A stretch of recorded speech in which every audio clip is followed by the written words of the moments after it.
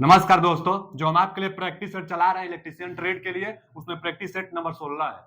तो चलिए क्वेश्चन की तरफ चलते हैं। जो क्वेश्चन लिया गया है आईटीआई इंस्ट्रक्टर जो हाल ही में एग्जाम हुआ था बीएसपीसीएल के द्वारा, वही सब क्वेश्चन लिया गया जो कि एग्जाम के लिए एकदम डाउटे में मत रहिए कि आएगा कि नहीं आएगा। एकदम काफी इंपोर्टेंट क्वेश्चन होने वाला है जो बंदा टीजी3 का एग्जाम देने वाला है उसके लिए, क्योंकि खुद क्वेश्चन का लेवल आप भी देखिएगा, यही सब क्वेश्चन आएगा। एक एक क्वेश्चन एग्जाम में आया हुआ ही क्वेश्चन हम लेते हैं, वो भी बीएसपीसीएल के द्वारा ही कराया गया क्वेश्चन होता है।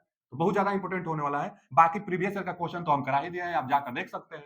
चलिए पहला क्वेश्चन की तरफ चलते हैं। कमेंट में जरूर बताइएगा कि वीडियो कैसा लगा है आपको, कैसा लेवल रहा क्वेश्चन का और कितना आपने सही किया है। क्वेश्चन की तरफ चलते हैं।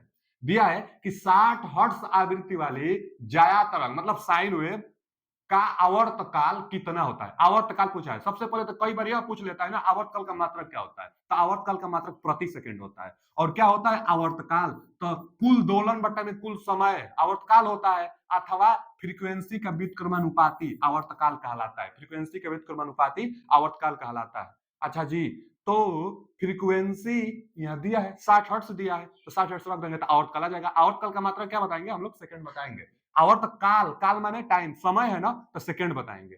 आवर्तकाल का मतलब सेकंड बताएंगे। अच्छा, तो 60 रख दीजिए यहाँ पे, 1/60। अब देखिए 1/60 रखेंगे और इसका कैलकुलेशन करेंगे तो क्या आएगा बच्चा, 1 में 60 से भाग देना है, भाग तो जाएगा नहीं, तो दशमलव बढ़ाएंगे। जीरो तो स्टार्टिंग में हो ही जाता है, दशमलव लगाएंगे। अब दशमलव लगाएंगे तो एक जीरो आता है। अभी भी 10 में 60 से भाग नहीं जाएगा, तो एक जीरो और बढ़ाकर उसके बाद एक जीरो और बढ़ाएंगे। अब 100 में 60 से भाग जाएगा, कितना बार जाएगा, एक बार जाएगा ना, 60 एकम 60, एक बार जाएगा। तो एक लाइए, देखिए 0.01 यहाँ है, 0.01 यहाँ है, यानी सी और डी में से कोई ऑप्शन एक सही होगा। चलिए 60 एकम 60, 40 बचा हुआ है, एक बार लेकर गए हैं तो 40 बचा है। अब 40 में भाग नहीं जाएगा, लेकिन दशमलव के बाद है तो जीरो तो बढ़ जाएगा, यानी 400 हो जाएगा। अब कितना बार जाएगा, 6 के 36, यानी 6 बार आसानी से चला जाएगा। जीरो, यहाँ फिर 4 बचेगा, यानी 0.66 इसी तरह आता, 0.0166 आता रहेगा। तो देख लेंगे ऑप्शन यह और यह, तो दोनों में क्या डिफरेंट है, यह मिनट या सेकंड है, तो C option is right answer. Starting में हम लोग लगा सकते थे क्या, आवर्तकाल का मात्रक सेकंड होता है, सेकंड इसी में है, बाकी यहाँ है, तो यह तो नहीं होगा, क्योंकि हम लोग देख लिए थे कि 0.01 जा रहा था, ये होगा ना, एक ही ऑप्शन बचा था, सी ऑप्शन इज राइट। कोई बार क्वेश्चन को बिना लगाए, क्वेश्चन बस देखते कई बार सोल्व कर लेना चाहिए, क्योंकि टाइम वहां पर मैनेजमेंट करना जरूरी होता है, टाइम बचाना होता है। चलिए आगे चलते हैं। अगला क्वेश्चन क्या है, निम्नलिखित में से किस लोड में निम्न शक्ति गुणक माने लो पावर फैक्टर होगा, किसका पावर फैक्टर लो होगा। दिया है discharge lamp, electric iron, incandescent lamp और इलेक्ट्रिक केतल। देखिए जो इलेक्ट्रिक केतल होता है, अथवा इनकैंडिसेंट लैंप होता है, अथवा इलेक्ट्रिक आयरन होता है, ये सब का सब रजिस्टिव डिपेंडेंट है। माने जो नाइक्रोम का वायर होता है रजिस्टिव होता है, उसके बाद रोशनी आपको निकलती है। चाहे केतली में भी हीट बनेगा तो नाइक्रोम का वायर होगा। टंगस्टन का जो ये इनकैंडिसेंट लैंप होता है, यह टंगस्टन का इसमें होता है, वो भी उसका रजिस्टिव होता है, मतलब हाईली उसका पावर फैक्टर होगा। जो रजिस्टिव होता है उसका पावर फैक्टर ज्यादा यूनिटी के आसपास होता है, इसका भी पावर फैक्टर एक के आसपास, एक के आसपास। इलेक्ट्रिक आयरन में भी नाइक्रोम वायर जो रजिस्टिव है, रजिस्टिव जो होता है उसका पावर फैक्टर कितना होता है, यूनिटी के आसपास, एक के आसपास। अब यही गैस डिस्चार्ज लैंप हो गया, तो इससे इसका पावर फैक्टर कम होगा। कम में पूछा है लो पावर फैक्टर किसका होगा बच्चा, तो डिस्चार्ज लैंप का होगा। विसर्जन लैंप, डिस्चार्ज लैंप का पावर फैक्टर लो होगा, इनका यूनिटी के आसपास होता है। पूछ लेता है कई बार इनकैंडिसेंट लैंप का पावर फैक्टर कितना होता है, तो यूनिटी माने एक के आसपास होता है। तो इसका ए ऑप्शन इज राइट आंसर। आगे दिया है कि थर्मल प्लांट में फ्लू गैसों से फ्लाई ऐश मतलब फ्लाई ऐश हटाने के लिए किस डिवाइस का उपयोग किया जाता है। फ्लाई ऐश का मतलब ना कि जो जो चिमनी से, थर्मल पावर प्लांट में जो चिमनी से धुआं निकलता है और उस धुआं में जो अपशिष्ट पदार्थ होंगे जो पर्यावरण के लिए हानिकारक होंगे, उनको रोकने के लिए एक इलेक्ट्रोस्टैटिक प्रिसिपिटेटर लगाई जाती है। जो इलेक्ट्रोस्टैटिक प्रिसिपिटेटर लिखा हुआ है, इसको शॉर्ट फॉर्म में भी पूछता है कई बार कि इसका फुल फॉर्म बताइए, तो ईएसपी, ईएसपी देता है इलेक्ट्रोस्टैटिक प्रिसिपिटेटर। ईएसपी का प्रयोग किया जाता है चिमनी में ऊपर जहां से धुआं निकलता है, ताकि जो अपशिष्ट पदार्थ है पर्यावरण के लिए उनको रोक ले। अच्छा, ये आयनित होते हैं, ये भी जानिएगा, पॉजिटिव निगेटिव आयन के कारण यह आयनित होते हैं, और आयनित होने के कारण जो पार्टिकल होते हैं, जो कण होते हैं, उनको अट्रैक्ट कर लेता है। चिमनी में जाने, ऊपर वायुमंडल में जाने नहीं देता है, जिससे प्रदूषण नहीं होता है। हर एक चिमनी में लगा होता है। हर एक चिमनी में यह लगाना अनिवार्य है, जो कि सरकार का यह आदेश भी है। तो इसका ए ऑप्शन इज राइट आंसर। पूछा है कि फ्लाई ऐश हटाने के लिए किस डिवाइस का प्रयोग करेंगे, तो इलेक्ट्रोस्टैटिक प्रिसिपिटेटर का ही प्रयोग किया जाता है, ईएसपी का प्रयोग किया जाता है। तो ए option is right answer. Thermal power plant में इसका प्रयोग भी होता है, जानते रहिएगा, चिमनी में होता है। तो ए ऑप्शन इज राइट आंसर। अच्छा, थर्मल पावर प्लांट में सुपर हीटर भी होता है, फोर्स ड्राफ्ट फैन भी होता है, जो ताजी हवा, शुष्क हवा को अंदर भेजता है बॉयलर में। सुपर हीटर टरबाइन के पास भाप को भेजता है, जिसमें नमी को रोक लेता है। इसका टेम्परेचर बहुत ज्यादा होता है, 580 के आसपास होता है। और इंड्यूस्ड ड्राफ्ट फैन भी एक होता है। तो फोर्स जो भेजता है उसी में यह लगता है। तो यहाँ पर तो electrostatic precipitator, A option is right answer. आगे, किसी ट्रांसफार्मर में प्रति वोल्ट फेरों की संख्या 8 है। ध्यान से पढ़िए ना, प्रति वोल्ट फेरों की संख्या 8 है, माने 1 वोल्ट में फेरों की संख्या 8 है। प्रति वोल्ट माने 1 वोल्ट में फेरों की संख्या 8 है। प्रति वोल्ट फेरों की संख्या 8 है। प्राथमिक वोल्टेज 110 वोल्ट है। यदि द्वितीयक वोल्टेज 25 वोल्ट है, तो प्राथमिक फेरों की संख्या और द्वितीयक फेरों की संख्या ज्ञात कीजिए। क्वेश्चन बस समझना है। देखिए ना क्या दिया है कि प्रति वोल्ट माने 1 वोल्ट में 8 टर्न है, तो प्राइमरी टर्न और सेकेंडरी टर्न बताइए। अब प्राइमरी में वोल्टेज दिया है कि 110 वोल्ट है, और सेकेंडरी में वोल्टेज दिया है कि 25 वोल्ट है, निकल जाएगा। देखिए ना, टर्न की संख्या प्राइमरी में निकालना है, तो प्राइमरी का वोल्टेज कितना दिया है, 110 वोल्ट दिया है। अब बोल रहा है कि 1 वोल्ट में 8 टर्न होगा, स्टार्टिंग में बोल दिया है। तो 8 से इसमें आप गुणा कर लीजिए, 11 8 88, यानी इतना टर्न होगा। 880 टर्न N1 में, N1 में 880 टर्न एक ही ऑप्शन में है, N1 में। N2 भी निकाल सकते हैं आप। N2 का वोल्टेज टोटल कितना दिया है, द्वितीयक वोल्टेज दिया हुआ है 25, 1 वोल्ट में बता रहा है कि 8 टर्न है। तो 8 से आप गुणा करेंगे, 25 8 है 200, तो 200 टर्न N2 में आएगा। देखिए N2 में 200 टर्न दिया भी है। तो क्वेश्चन आराम से पढ़िए, बना लेंगे क्वेश्चन। क्वेश्चन का जो लेवल होगा ऐसा एकदम क्वेश्चन का लेवल आने वाला है, क्योंकि खुद आया हुआ है क्वेश्चन। यहाँ पर B option is right answer. अगला क्वेश्चन क्या है बच्चा, कि डीसी मशीनों में आर्मेचर प्रतिक्रिया, डीसी मशीन जो होती है उसमें आर्मेचर रिएक्शन होता है। अच्छा, तो आर्मेचर रिएक्शन के विचुंबकन मतलब डीमैग्नेटाइजिंग इफेक्ट को किस प्रकार न्यूट्रलाइज किया जा सकता है, माने किस प्रकार समाप्त किया जाता है। आर्मेचर रिएक्शन होता है तो कम से कम कैसे आप करेंगे डीसी मशीन में। देखिए बच्चा, जो डीसी मशीन होता है, जो डीसी मशीन होता है, इसमें आर्मेचर रिएक्शन होता है। आर्मेचर रिएक्शन 2 प्रकार से होता है डीसी मशीन में। अल्टरनेटर में आर्मेचर रिएक्शन 3 प्रकार से, लेकिन डीसी मशीन में आर्मेचर रिएक्शन 2 प्रकार से। कौन कौन होता है, तो एक क्रॉस मैग्नेटाइज, एक क्रॉस मैग्नेटाइजिंग इफेक्ट, एक क्रॉस मैग्नेटाइजिंग इफेक्ट होता है, और एक क्या होता है, एक डीमैग्नेटाइजिंग होता है। डीमैग्नेटाइजिंग एक डीमैग्नेटाइजिंग इफेक्ट होता है। 2 प्रकार से डीसी मशीन में आर्मेचर रिएक्शन 2 प्रकार से, एक डीमैग्नेटाइजिंग इफेक्ट और एक cross magnetising effect. Cross magnetising effect जो होता है, इसको सही करना है तो यूनिटी पावर फैक्टर पर टर्न की संख्या को बढ़ाकर हम लोग क्रॉस मैग्नेटाइजिंग इफेक्ट को कंट्रोल करते हैं। यूनिटी पावर फैक्टर पर क्रॉस मैग्नेटाइजिंग इफेक्ट देखने को मिलता है, जबकि डीमैग्नेटाइजिंग इफेक्ट जो होता है डीसी मशीन में, अच्छा मैग्नेटाइजिंग एक इफेक्ट होता है ना, तो इसमें नहीं होगा, वो अल्टरनेटर में होता है। जो तीसरा एक बढ़ता है ना मैग्नेटाइजिंग इफेक्ट, वो अल्टरनेटर में होगा। डीसी में सिर्फ डीमैग्नेटाइजिंग और क्रॉस मैग्नेटाइजिंग। तो यह तो यूनिटी पावर फैक्टर पर होता है। और डीमैग्नेटाइजिंग जो इफेक्ट होगा, इसको कंट्रोल करने के लिए हम लोग क्या लगाते हैं, कॉम्पनसेटिंग बाइंडिंग। कई बार क्वेश्चन पूछता है कि आर्मेचर रिएक्शन को समाप्त करने के लिए कौन सा बाइंडिंग किया जाता है, तो कॉम्पनसेटिंग बाइंडिंग लिख दे रहे हैं यहाँ पे कि कॉम्पनसेटिंग बाइंडिंग। कौन सा बाइंडिंग बचा, कॉम्पनसेटिंग बाइंडिंग। कॉम्पनसेटिंग बाइंडिंग का प्रयोग क्यों किया जाता है, आर्मेचर रिएक्शन चाहे डीमैग्नेटाइजिंग इफेक्ट को कम करने के लिए कॉम्पनसेटिंग बाइंडिंग का प्रयोग किया जाता है। जो कॉम्पनसेटिंग बाइंडिंग होता है, आर्मेचर रिएक्शन को कंट्रोल तो करेगा ही, प्लस में इसका प्रयोग आर्मेचर के साथ सीरीज में करेंगे। पोलैरिटी चेंज बस रहती है कनेक्शन का, इसलिए ताकि वो न्यूट्रलाइज करे, कम करे। तो कॉम्पनसेटिंग बाइंडिंग पूछ लेता है कि किसके साथ सीरीज में होता है, तो आर्मेचर के साथ। आर्मेचर के साथ सीरीज में कॉम्पनसेटिंग बाइंडिंग होता है। अच्छा, एक आप पढ़े होंगे इंटरपोल। तो इंटरपोल का काम क्या होता है, इंटरपोल स्पार्क को, कम्यूटेशन को कम करता है। कम्यूटेशन मतलब जहां स्पार्क होती है उसको कम करता है इंटरपोल। जो मेन पोलों के बीच में होता है इंटरपोल, वह स्पार्क को कम करता है, कम्यूटेशन सुधारता है, आर्मेचर रिएक्शन सुधारता है कॉम्पनसेटिंग बाइंडिंग। तो यहाँ पर डीमैग्नेटाइजिंग इफेक्ट को किस प्रकार न्यूट्रलाइज करेंगे, कॉम्पनसेटिंग बाइंडिंग से। देखिए प्रतिकारी बाइंडिंग को ही कॉम्पनसेटिंग बाइंडिंग कहते हैं। कंपेंसेटिंग जो बाइंडिंग होती है, कंपेंसेटिंग कंपनसेटिंग बाइंडिंग, जो कंपनसेटिंग बाइंडिंग होती है उसी को प्रतिकारी बाइंडिंग कहते हैं। यही क्या करता है, मैग्नेटाइजिंग इफेक्ट को कम करता है। मैग्नेटाइजिंग इफेक्ट एक प्रकार का आर्मेचर रिएक्शन है, तो यह भी पूछ सकता है आर्मेचर रिएक्शन को कम करने के लिए कंपनसेटिंग बाइंडिंग का प्रयोग करते हैं। कंपनसेटिंग जो बाइंडिंग होती है आर्मेचर के साथ सीरीज में कनेक्टेड होता है। चलिए आगे, कौन सा वायरिंग उपसाधन उन तार के सिरों को पहचानने के लिए तार के सिरों पर लगाया जाता है? तार के सिरों को पहचानने के लिए फेरुल का प्रयोग किया जाता है। जैसे मान लीजिए ना, कोई भी तीन वायर है, तीनों अगर बाय द वे हम बता रहे हैं कि अगर तीनों बाय द वे का ऊपर कवर है, आप पहचान नहीं पा रहे हैं कौन आर वाई बी है, तो उस पर एक फेरुल प्रयोग करने से किनारों पर एक फेरुल प्रयोग कर देने से पहचान करने के लिए टेप, मान लीजिए टेप जैसा होगा समझाने के लिए। हालांकि फेरुल तो एक जैसे वायर फेरुल आता ही है नाम से, वायर फेरुल आता है नाम से कि 3 वायर है, तो जहां से आप कनेक्शन करेंगे तो यहीं पर लगा रहेगा। मान लीजिए आर वाई और बी है, आप आसानी से पहचान लेंगे कि चलिए भाई यह रेड है या येलो है ब्लू है, तो जो 3 फेज होता है ना आर वाई बी, यह फेज है। अगर कोई न्यूट्रल वायर है, चाहे कोई अर्थिंग वायर है, तो यहाँ पर हरा का लगेगा, तो आप तुरंत पकड़ लेंगे कि यह अर्थिंग वायर है, हरा कलर है, इसका मतलब अर्थिंग वायर है। आर वाई बी है, इसका मतलब यह फेज वायर है।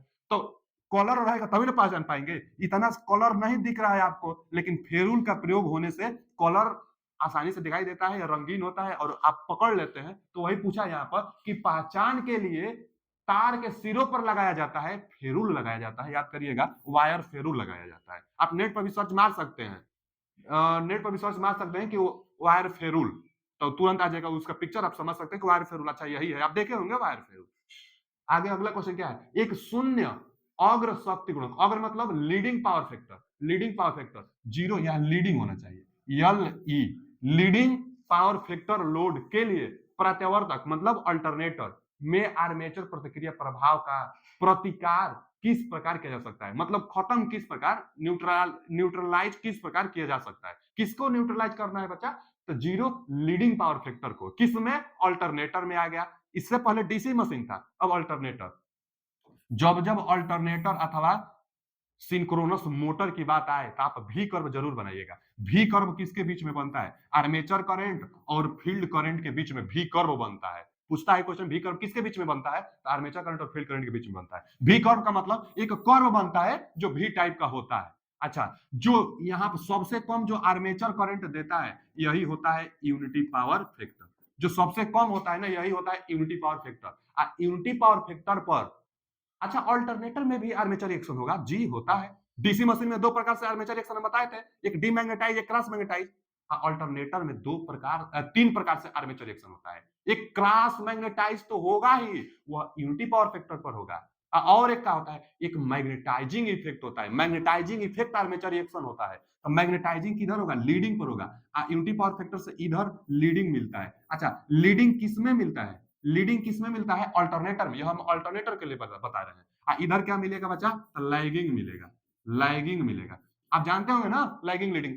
यही सिंक्रोनस मोटर होता तो उल्टा बनता, उधर लीडिंग लिखते हम, लैगिंग इधर लिखते। जबकि अल्टरनेटर है तो अल्टरनेटर में लीडिंग इधर होता है और लैगिंग उधर होता है। मतलब फील्ड करंट जो होगी, ज्यादा फील्ड करंट पर ओवर फील्ड करंट रहेगा। एक्साइटेशन जब आप बढ़ाएंगे तो आपको लैगिंग पावर फैक्टर मिलेगा, जब एक्साइटेशन कम करेंगे तो लीडिंग पावर फैक्टर मिलेगा। और लीडिंग पावर फैक्टर पर जो आर्मेचर रिएक्शन होता है वह मैग्नेटाइजिंग आर्मेचर रिएक्शन होता है। मैग्नेटाइजिंग। यहाँ पर यूनिटी पावर फैक्टर पर क्रॉस मैग्नेटाइजिंग इफेक्ट। और लैगिंग पर क्या मिलता है बच्चा? जो लैगिंग पर मिलता है उसको हम लोग कहते हैं डीमैग्नेटाइजिंग। एक तो मैग्नेटाइजिंग, एक डीमैग्नेटाइजिंग। यहाँ मैग्नेटाइजिंग होगा लीडिंग पर, cross magnetising unity power factor पर, और लैगिंग पर क्या होगा? तो डीमैग्नेटाइजिंग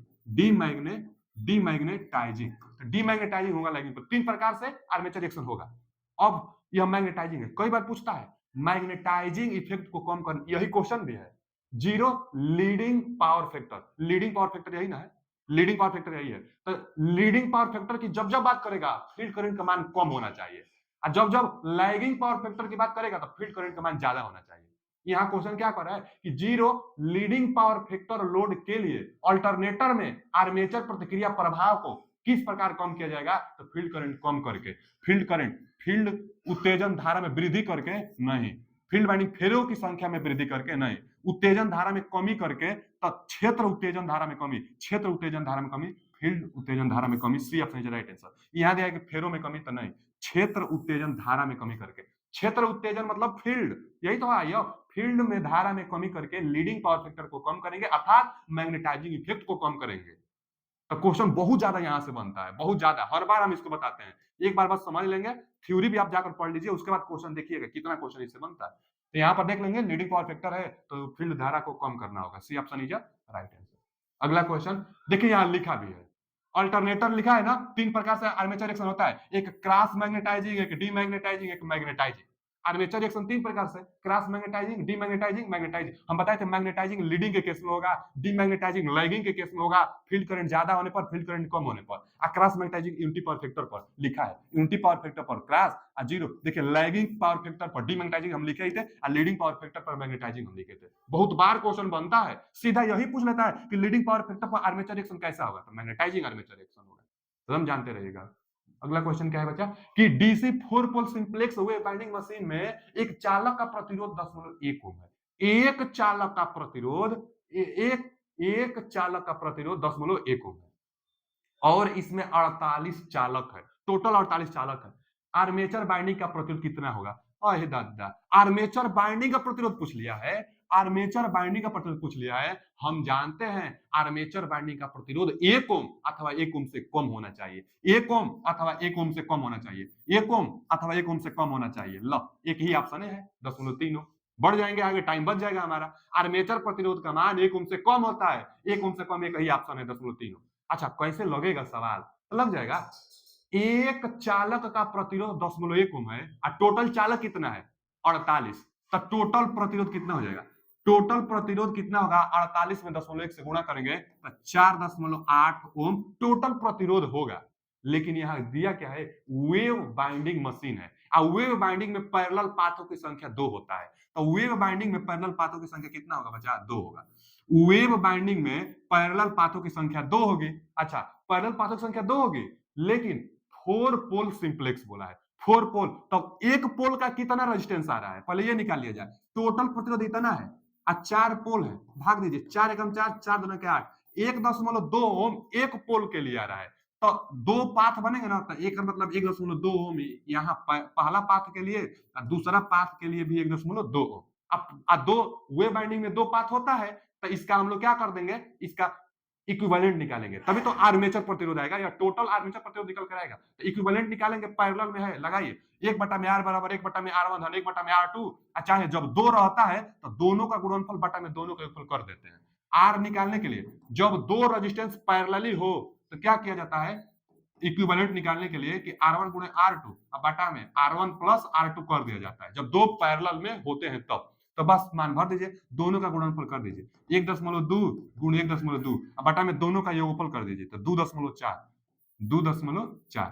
अब देखिए ना, यहां से कर देना तो 12 दूना के 24, यहां से यही ना आएगा 2.4, ठीक है। यहां से कर देना, देखिए 12 दूना के 24, 2 से कटाएंगे, 2 से कटाएंगे तो 2 छके 12, 10.6 आ रहा है, 10.6 आ रहा है।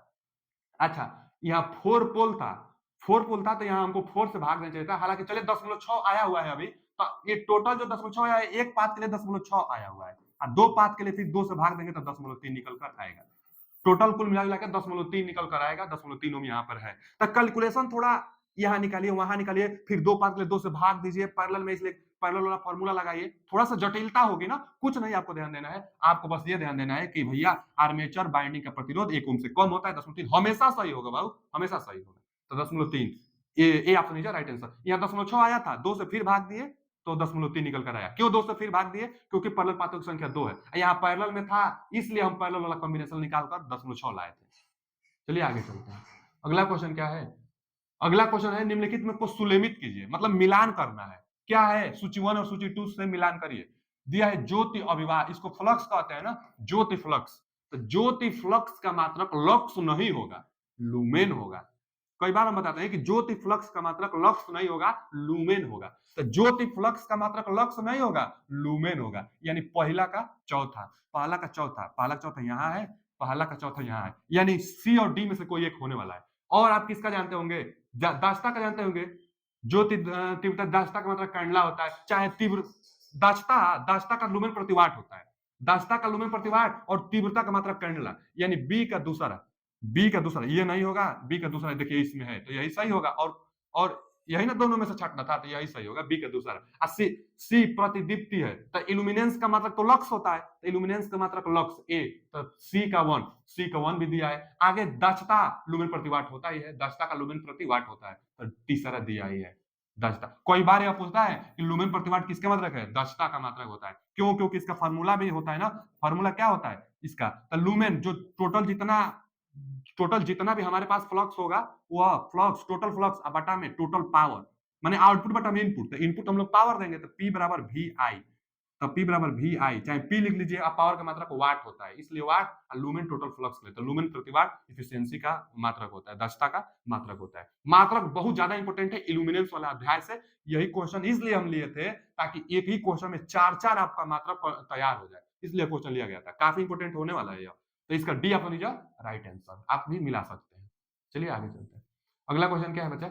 अगला क्वेश्चन है कि रिक्त स्थान बलाघूर्ण की वह मात्रा है, बलाघूर्ण वह मात्रा है जिस पर तुल्यकालिक मोटर मतलब सिंक्रोनस मोटर, तुल्यकालक मतलब सिंक्रोनस में पहुंच जाए, तो पुलिन टार्क के कारण, पुलिन टार्क वह टार्क है जिस पर सिंक्रोनस मोटर सिंक्रोनस स्पीड पर चला जाता है। सिंक्रोनस मोटर तो सेल्फ स्टार्टेड है नहीं, उसको हम लोग सेल्फ स्टार्टेड बनाएंगे तो पहले उसको रोटेट कराएंगे, तो सिंक्रोनस स्पीड पर पहुंचाने के लिए जो टार्क लगता है वही कहलाता है पुलिन टार्क। एकदम यही क्वेश्चन पूछा था, एकदम परिभाषा है पुलिन टार्क का, यही परिभाषा यही पूछा था।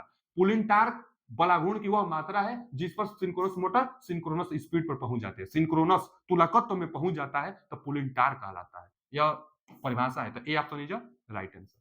अगला क्वेश्चन क्या है कि जल विद्युत संयंत्र में, हाइड्रोइलेक्ट्रिक पावर प्लांट में हाइड्रो टर्बाइनों को जल की आपूर्ति करने के लिए वाहक नलिकाओं कंड्यूट रिक्त स्थान को कहा जाता है, पेनिस्टोक कहा जाता है। पेनिस्टोक क्या होता है? पहले तो पेनिस्टोक एक पाइपें होता है ना, जो डैम होती है, डैम से पानी को टरबाइन तक पहुंचाने के लिए जिसका प्रयोग करेंगे, जिस कंड्यूट का प्रयोग करेंगे, यही होता है पेनिस्टोक होता है। तो ये बच्चा जो पेनिस्टोक होता है एक प्रकार का यह पाइप ही होता है, वाहक नली होती है जो पानी को ले जाती है। वही पूछा है कि हाइड्रो टरबाइन को जल की आपूर्ति करने वाली वाहक नलिका, तो जल की आपूर्ति को पूरी करने वाली वाहक नलिका कैरियर ले जाने वाली पेनिस्टोक कहलाता है। तो पेनिस्टोक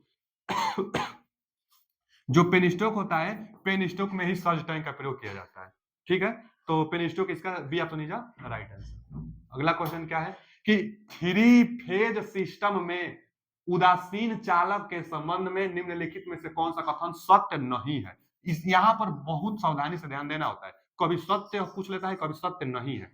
तो सत्य नहीं है माने तीन सत्य होगा एक असत्य होगा, वही पूछा है, सत्य नहीं है किसके लिए? थ्री फेज सिस्टम उदासीन चालक, न्यूट्रल वायर उदासीन चालक के लिए सत्य नहीं है। पहला दिया है उदासीन चालक लाइनों में धाराओं के फेजर योग का वहन करता है, एकदम सही बात है, फेजर योग का वहन करता है, इसीलिए जब बैलेंस में होता है न्यूट्रल वायर तो उसमें कोई करंट फ्लो नहीं होता है, तो पहला बात सही है। आगे संतुलित लोड के लिए उदासीन चालक में धारा वहन नहीं होता है, यह भी सही है। अभी तो हम बताए हैं कि जब संतुलन में होता है तो न्यूट्रल में कोई धारा नहीं जाता है, एकदम फेजर सम के ही कारण रिजल्ट आता है कि फेजर सम होता है, सही बात है। अब फेजर सम से देखा जाता है कि जब न्यूट्रल में होता है तो संतुलन में होता है, बैलेंस में होता है तो न्यूट्रल में कोई धारा नहीं जाती है, ऑन बैलेंस होगा तब न्यूट्रल में धारा जाएगी, लेकिन यहां दिया है बैलेंस, संतुलित लोड में न्यूट्रल में धारा नहीं जाएगी, सही बोला है। आगे आईई नियम के अनुसार उदासीन चालक के संपर्क के लिए दो पृथक और विशिष्ट कनेक्शनों द्वारा भू संपर्कित किया जाता है, यह भी बात सही है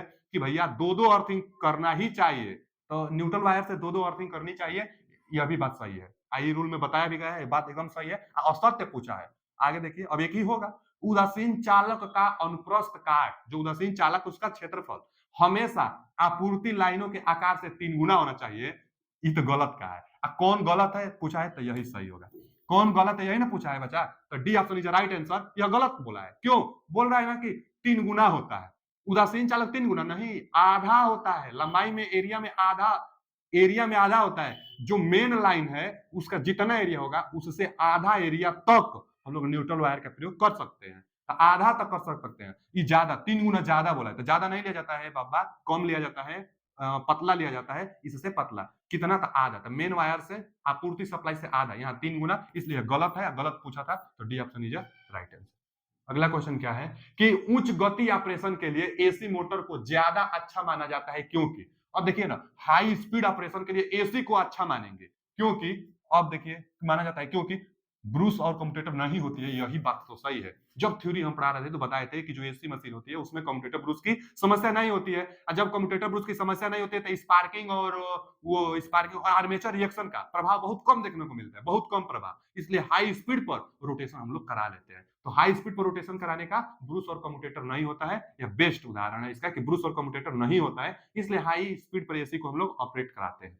चलिए आगे, अगला क्वेश्चन क्या है कि सुपर टेंशन केबल के प्रचालन के लिए पारास लगभग कितना होता है? बहुत ज्यादा इंपोर्टेंट है, 3, एलटी, एचटी और एसटी, माने लो टेंशन, हाई टेंशन और सुपर टेंशन। तो कोई बात पूछता है, लो टेंशन 1 केवी तक जो वोल्टेज होगी वह लो टेंशन में आएगी, 11 केवी तक जो वोल्टेज होगी एचटी हाई टेंशन में आएगी, और 33 केवी तक जो वोल्टेज होगी वह एसटी सुपर टेंशन में आएगी। और सुपर टेंशन पूछा था ना, सुपर टेंशन केबल के लिए पूछा था, 33 केवी तक, 33 केवी तक सी ऑप्शन, और कोई नहीं है। देखिए 33 132 दे दिया है, जबकि 33 केवी तक होना चाहिए, तो 33 केवी तक यानी C option is a right answer. यहाँ लिखा भी गया होगा, देख लीजिए, यहाँ निम्न दाब के लिए लो टेंशन 1 केवी, 11 केवी उच्च एचटी के लिए, 33 केवी तक सुपर टेंशन के लिए। बहुत ज्यादा पूछता है, बाकी इसको भी मतलब एक्स्ट्रा हाई टेंशन के लिए भी पूछ लेता है, तो एक्स्ट्रा हाई टेंशन के लिए 33 से 66 केवी तक, तो देख लीजिएगा, बहुत ज्यादा इंपॉर्टेंट है, क्वेश्चन आ जाता है। आगे, डीसी मशीन में दिक परिवर्तक खंड, दिक परिवर्तक माने कम्यूटेटर, कम्यूटेटर हाइड्रोजन कार्बन का बनाई जाती है। कम्यूटेटर ही क्या करता है, एसी को डीसी, डीसी को एसी बदलता है। जनरेटर के केस में, डीसी जनरेटर के केस में एसी को डीसी में, मोटर के केस में डीसी को एसी में कन्वर्ट करेगा। तो दिक परिवर्तक खंडों की संख्या रिक्त स्थान के बराबर होती है। तो कम्यूटेटर खंडों की संख्या क्वाइल की संख्या के बराबर, जितना क्वाइल बनेगा तभी तो लिया कर कम्यूटेटर, जो कम्यूटेटर होता है ना, इसके जस्ट ऊपर एक कम्यूटेटर राइजर होता है, उभरा हुआ पार्ट। पूछता है कि कम्यूटेटर का उभरा हुआ पार्ट क्या कहलाता है, तो कम्यूटेटर का उभरा हुआ पार्ट कम्यूटेटर राइजर कहलाता है। और कम्यूटेटर राइजर में क्वाइल को लियाकर कनेक्शन किया जाता है, तो जितना क्वाइल रहेगा उतना कम्यूटेटर खंड होना चाहिए, तभी तो लियाकर आप कनेक्शन करेंगे। तो दिक परिवर्तक खंडों, कम्यूटेटर खंडों की संख्या क्वाइल की संख्या के बराबर होनी चाहिए, बी ऑप्शन, क्योंकि कनेक्शन करना होता है उसी में ले जाकर, तो क्वाइल की संख्या के बराबर कम्यूटेटर खंडों की संख्या होनी चाहिए। तो D option is right answer. बहुत इंपॉर्टेंट क्वेश्चन है, यह कई बार आता है। आगे क्या है, कथन ए, उच्च वोल्टता पर विद्युत उत्पन्न करने के लिए डीसी जनित्र का उपयोग नहीं किया जाता है। बात सही है, डीसी जनित्र पहले बनाया गया था, हाई वोल्टेज जनरेट करने के लिए यूजफुल नहीं था, तभी तो एसी आया। तो डीसी क्या है, हाई वोल्टेज नहीं जनरेट कर सकते हैं, और वही दिया है कि उच्च वोल्टेज पर विद्युत उत्पन्न करने के लिए डीसी जनित्र का उपयोग नहीं किया जाता है, सही बात है। अच्छा, क्यों नहीं किया जाता है, पहले ये देख लेते हैं कारण, इसका कारण दिया है, डीसी जनित्र में उत्पादन वोल्टता मतलब जनरेटिंग वोल्टेज अधिक है, तो दिक परिवर्तन में आवश्यक इंसुलेशन अधिक होगा, सही बात है। माने ज्यादा वोल्टेज उत्पन्न करेंगे तो इंसुलेशन ज्यादा करना पड़ेगा ना, इंसुलेशन की व्यवस्था तगड़ा करनी पड़ेगी, वही तो दिया है कि इंसुलेशन अधिक करना होगा, दिक परिवर्तक में इंसुलेशन अधिक करना होगा अगर ज्यादा वोल्टेज आप उत्पन्न करेंगे तो, सही बोला, उसका कारण एकदम दिया है। और दिक परिवर्तक में आकार में भी वृद्धि करना पड़ेगा, क्योंकि हीट भी बनेगा तो आकार में भी बड़ा करना पड़ेगा, एकदम दोनों कथन सही है, और उसका यह व्याख्या भी करता है। पढ़ते हैं विकल्प, असत्य तो होगा नहीं, दोनों सत्य है, और आर ए की सही व्याख्या नहीं करता है तो गलत है, व्याख्या तो सही करता है। तो दोनों सत्य है और आर जो है नीचे वाला एक की सही व्याख्या है, तो ये बात सही है, C option is a right answer, C option is a right answer. जो आर है वो एक ही व्याख्या करता है, सही बात है, तो C option is a right answer. आगे, निम्नलिखित में से किस डीसी जनित्र का उपयोग तब किया जाता है जब लोड जनित्र से अधिक दूरी पर होगा, जब लोड जनरेटिंग स्टेशन से ज्यादा दूर पर होता है तो किसका प्रयोग करते हैं, विकल्प दिया है। लेवल कंपाउंड तो सपाट होता है ना, कांस्टेंट वोल्टेज लगभग देता है, तो इसका प्रयोग होगा नहीं। आगे अंडर कंपाउंड तो अंडरे में होगा, इसके नाम से पता चल रहा है। फिर डिफरेंशियल का प्रयोग होता नहीं है। ओवर कंपाउंड, बस एक ही ऑप्शन बच गया, इसी का प्रयोग होता भी है। जो ओवर कंपाउंड जनित्र होता है, ओवर कंपाउंड, लोड ज्यादा दूर है तब ओवर कंपाउंड का ही प्रयोग किया जाता है। ओवर कंपाउंड क्या कहता है, ओवर कंपाउंड नाम से पता, ओवर कंपाउंड भाई ज्यादा ज्यादा दूर तक अगर डिस्टेंस है लोड का जनरेटिंग स्टेशन से, तो किस किस जनित्र का प्रयोग करेंगे, तो ओवर कंपाउंड जनरेटर का प्रयोग करेंगे, तो D option is right answer. अगला क्वेश्चन क्या है कि चित्र में डीसी जनित्र के प्रकार को पहचानिए। अगर आप रेगुलर जुड़े हुए हैं, अगर प्रैक्टिस सेट कंटिन्यू आप बना रहे हैं, यह क्वेश्चन हम आपके ऊपर छोड़ रहे हैं, क्योंकि अभी जस्ट पिछला जो सेट हम कराए थे उसमें इस क्वेश्चन को अच्छी तरह से समझाए थे। क्या क्या हम बताए थे आपको हम यही बताए थे कि दो जब भी बाइंडिंग रहेगा तो वह कंपाउंड होगा। अब इसमें से आप पकड़िएगा, यहाँ तो कंपाउंड है नहीं, कंपाउंड है नहीं, कंपाउंड इसी दोनों में है, इसी दोनों में से कोई एक ऑप्शन होने वाला है। दो है इसलिए कंपाउंड। एक बात और जान लीजिए, पूछ लेता है क्वेश्चन कि जो सीरीज बाइंडिंग होती है ना, उसका जो टर्मिनल का नाम होगा डी से डिनोट किया जाता है, D1 और D2। तो D1 D2 सीरीज बाइंडिंग एकदम ये फिक्स होता है हमेशा। आप देखिएगा जब जब सीरीज बाइंडिंग होगी, चाहे वह फील्ड बाइंडिंग जिस पर D1 और D2 से टर्मिनल किया गया है वह सीरीज बाइंडिंग ही होता है। और जो शंट बाइंडिंग होता है वह हमेशा E1 E2 से टर्मिनल को दर्शाई जाती है। एकदम फिक्स है। पूछ लेता है क्वेश्चन कि शंट बाइंडिंग निम्न में से कौन सा है, ग्राफ बनाया रहेगा, सेम ऐसा देगा, लिखेगा E1 E2, लिखेगा D1 D2, पूछेगा आपसे शंट कौन है, तो शंट पहचानने के लिए E1 E2 टर्मिनल का नाम से पहचानिएगा, और सीरीज पहचानने के लिए D1 D2 टर्मिनल के नाम से पहचानिएगा। तो D1 D2 सीरीज के लिए, शंट के लिए। आप बताइए कौन सा जनित्र है? अच्छा, यह जनित्र इसलिए है क्योंकि यह सप्लाई लोड को दे रही है। जब लोड को सप्लाई देगी इसलिए जनित्र है, मोटर नहीं है। बाकी कंस्ट्रक्शन तो एकदम सेम होता है। तो आपके ऊपर है, आप जरूर बताइएगा कमेंट में कि कौन सा इसका ऑप्शन सही होने वाला। कंपाउंड तो है लेकिन कौन सा है, शार्ट शंट है कि लघु शंट है, शार्ट शंट है कि लॉन्ग शंट है, आपको बताना है। चलिए आगे चलते हैं। क्वेश्चन पिछला सेट में हम अच्छी तरह से इसको समझाए थे। आगे है कि ट्रांसफार्मर में निम्न वोल्टता बाइंडिंग को कोर के निकट बाइंडिंग करना और उच्च वोल्टेज बाइंडिंग को निम्न वोल्टता बाइंडिंग पर कुंडलित करना सामान्यतः अधिमानित होता है। इस प्रकार की व्यवस्था का क्या लाभ है? मैंने क्या पढ़ा है, कोर के निकट लो बाइंडिंग, देखिए ना, लो वोल्टेज बाइंडिंग कोर के निकट करना। और जैसे कोर है, कोई कोर कहां मान ले, चलिए थोड़ा सा ऊपर कर लेते हैं। देखिए बोला क्या है कि कोर है, मान लीजिए यह क्या है बच्चा, एक कोर है, ठीक, चलिए यही ठीक है ना, यह बीच में यह कोर है। तो अब क्या कर रहा है ना कि कोर के नजदीक बाइंडिंग करना है, कोर के निकट। जी ठीक है। अब देखिए इतना इसको कोर माने, तो कोर के निकट जो हम बाइंडिंग करेंगे यह लो वोल्टेज बाइंडिंग करेंगे, लो वोल्टेज, यही बोला है कि लो वोल्टेज कोर के निकट बाइंडिंग करना। और उच्च वोल्टेज बाइंडिंग को, अब उच्च वोल्टेज बाइंडिंग को निम्न वोल्टेज बाइंडिंग पर, यह निम्न वोल्टेज है ना, अब इसके ऊपर करना है, इसके ऊपर करना है, इसके ऊपर करना है हाई वोल्टेज को। यह जो रेड कलर से है यह हाई वोल्टेज का है। तो हाई वोल्टेज को समांतर अधिगमित किया जाता है। अब इस प्रकार की व्यवस्था को, इस प्रकार की व्यवस्था का क्या लाभ है? अब लो वोल्टेज नीचे किया जाता है, हाई वोल्टेज ऊपर बाइंडिंग किया जाता है, तो क्या लाभ है पूछ रहा है। सेल टाइप में होता भी है ऐसा बाइंडिंग, तो क्या लाभ है? बेहतर मैकेनिकल सुरक्षा, निम्न रोधन आवश्यकता, कि कापर हानि में कमी, मतलब कापर लॉस में कमी, कि शैथिल्य हानि में कमी। तो हमारे हिसाब से तो बी सही इसका जवाब है। लो इंसुलेशन आवश्यकता, इंसुलेशन की कम। क्यों बचा? जो कोर होगा, कोर के पास में लो वोल्टेज रहेगा तो इंसुलेशन कम है ना, सावधानी बरतनी पड़ेगी, इंसुलेशन की कम व्यवस्था होगी, आवश्यकता होगी। निम्न इंसुलेशन आवश्यकता, सही बात है। अगर लो वोल्टेज कोर के पास रहेगा तो हाई वोल्टेज कोर से दूर रहेगा, तो जो इंसुलेशन की आवश्यकता होगी वह कम है ना होगी। इसीलिए लो वोल्टेज नजदीक कोर के पास रखी जाती है, लो वोल्टेज को, और हाई वोल्टेज को उसके ऊपर रखी जाती है ताकि निम्न इंसुलेशन की आवश्यकता हो। यहाँ पर B option is right answer, बहुत इंपॉर्टेंट है। यह सेल टाइप जो ट्रांसफार्मर पाई जाती है तो वहां पर बताई जाती है इसको, तो B option is right answer. आगे क्या है, high head hydro plant, high head hydro plant में किस हाइड्रो टरबाइन का प्रयोग किया जाता है? तीन टरबाइन बहुत ज्यादा इंपोर्टेंट है, एक पेल्टन टरबाइन, एक फ्रांसिस टरबाइन, एक केप्लान टरबाइन।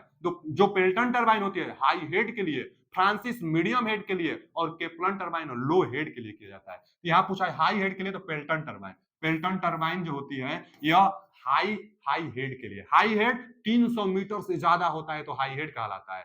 30 से 300 मीटर से होती है तो मीडियम, और 30 मीटर से भी कम होता है तो उसको हम लोग बोल देते हैं लो हेड। तो लो हेड में केप्लान का प्रयोग किया जाता है। अब फ्रांसिस मीडियम में, यहाँ पूछा था हाई हेड में, हाई हेड में पेल्टन टरबाइन। देखिए इससे लगाया गया होगा, देखिए लगाया गया है।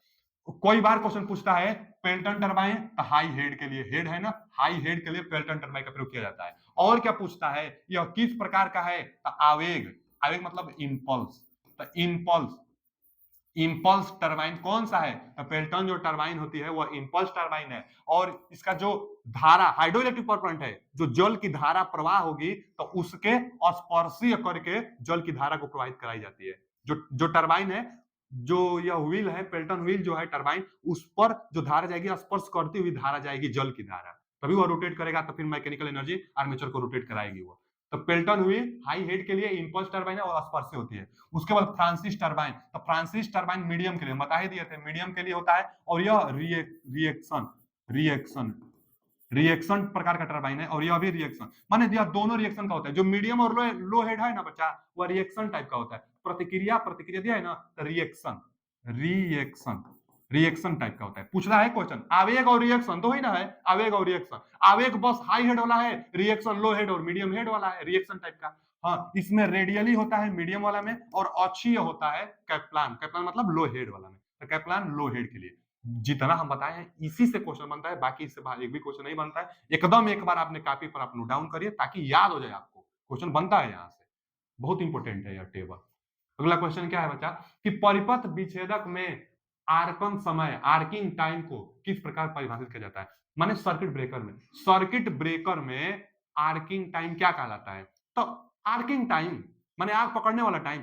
कोई भी सर्किट ब्रेकर है, जब ओपन होगा, जो ओपन होगा तुरंत आग लग जाता है, तो आर्किंग टाइम जब तक आग लगा रहेगा तब तक जो टाइम होगा वही आर्किंग टाइम होगी। तो जैसे ओपन होगा तुरंत आग लग जाता है, तो वही ओपन सर्किट ब्रेकर को ओपन होते ही जब तक आर्क बुझ न जाए जो समय लगेगा वही आर्किंग टाइम कहलाता है। यही है आर्किंग टाइम को परिभाषित कैसे करेंगे, तो परिपथ जो विच्छेदक होता है, सर्किट जो ब्रेकर होता है, संपर्कों के खुलने, यहां तक तो सही है, और बंद होने के बीच का समय, ये गलत है। अब जरूरी नहीं ना कि हम जब संपर्क को ओपन किए हैं अब बंद करेंगे तब तक समय आर्किंग टाइम नहीं होता है। आग जब तक जलती रहती है तब तक होता है। खुलने वाला तो टाइम सही है, लेकिन उसके बाद बंद होने वाला टाइम नहीं, आग बुझ जाने वाला ही टाइम आर्किंग टाइम कहलाती है। तो यहाँ दिया, यहाँ तक तो सही दिया था कि सर्किट ब्रेकर संपर्क खुलने तक, ये तो सही है, लेकिन फिर बंद होने तक तो ये गलत है। सर्किट ब्रेकर बंद होगा तब तक आर्किंग टाइम नहीं होगा। आगे देखिए, सर्किट ब्रेकर के संपर्क मतलब कॉन्टेक्ट के खुलने से अंतिम आर्क विलोपन तक का समय, यही सही है। जब तक आर्क लगा हुआ है तो अंतिम आर्क विलोपन, जब आर्क समाप्त होने वाला है सर्किट ब्रेकर का, तो आर्क आर्क विलोपन तक का समय और कॉन्टेक्ट खुलने के बीच का जो टाइम होगा वही आर्किंग टाइम कहलाएगी। एकदम सही बात है, B option is a right answer. Arcing time circuit breaker में आता है। अगला क्वेश्चन, निम्नलिखित में से ट्री वायरिंग सिस्टम का नुकसान क्या है? जो वायरिंग प्रणाली की जाती है लूप और ट्री, तो जो ट्री ट्री टाइप का जो सिस्टम होता है उसमें क्या होता है, ट्री टाइप का मतलब एक वायर बिछा दी जाती है, इधर कोई घर है तो इधर भी सप्लाई, इधर भी सप्लाई, इधर भी सप्लाई, इधर भी सप्लाई। तो इसमें समस्या यही होती है कि फॉल्ट ढूंढने में ना कठिनाई होती है। सुविधा तो होता है लेकिन फॉल्ट ढूंढने में कठिनाई होती है। और सबका सप्लाई, अगर इधर ये, अगर मान लीजिए कि इधर ये कहीं फॉल्ट हो गया, तो अब सबका ना केवल इनका भी नहीं घर में लाइन जाएगा, इनके यहाँ भी लाइन नहीं जाएगी, इनके यहाँ भी लाइट नहीं जाएगी। तो यह अच्छा नहीं होता है ट्री सिस्टम। लेकिन फॉल्ट ढूंढने में भी पहले तो प्रॉब्लम, कहां पर फॉल्ट आया, इनके इनके इनके यहाँ कहां आके फॉल्ट है, ढूंढने में भी दिक्कत होगा। तो वही पूछा है, ट्री वायरिंग सिस्टम का नुकसान क्या है? ऊंची इमारतों के लिए उपयुक्त है, लंबी, नुकसान पूछा है, नुकसान क्या है? लंबी केबलों की आवश्यकता होती है, विशेष सॉकेट और प्लग की आवश्यकता होती है, दोष का पता लगाने में कठिनाई आती है। तो यही तो सही है, दोष का पता लगाने में कठिनाई होता है ट्री सिस्टम में, यही इसका नुकसान है। बाकी यह सब तो होता है जो कि वह एक लाभ ही है। तो क्वेश्चन का लेवल कैसा रहा कमेंट में जरूर बताइएगा। मिलते हैं अगले वीडियो में। थैंक यू, धन्यवाद। पीडीएफ पाने के लिए टेलीग्राम लिंक में ज्वाइन